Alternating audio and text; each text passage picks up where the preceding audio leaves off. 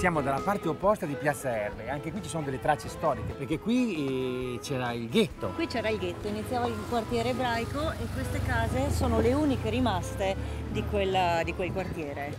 Che è stato aperto da Napoleone. È stato aperto da Napoleone quando è arrivato qui con i suoi ideali di libertà e uguaglianza, ha aperto i cancelli del ghetto che erano qui più avanti su via Mazzini e ha dato la possibilità a tutti gli ebrei di abitare in ogni parte della città.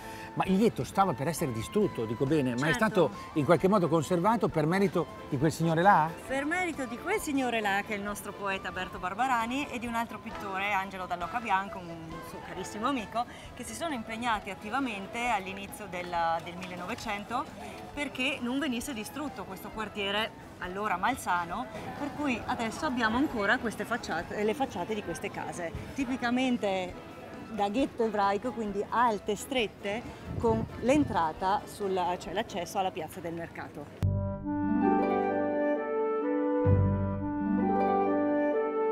Sara, questa è via Sottoriva. Questa è via Sottoriva, una delle vie più interessanti di Verona era la via delle osterie. Le osterie ce ne sono ancora, certo. E Sottoriva vuol dire che l'Adige è qua vicino. Esattamente, al di là di queste case c'è l'Adige.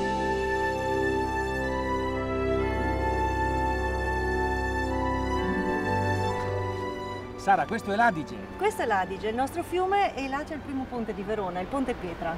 Ponte Bello. romano, si chiama così perché in origine c'era un ponte di legno, più volte distrutto dal fiume. Quando i romani fondano la città lo costruiscono in pietra e lo chiamano Ponte Pietra.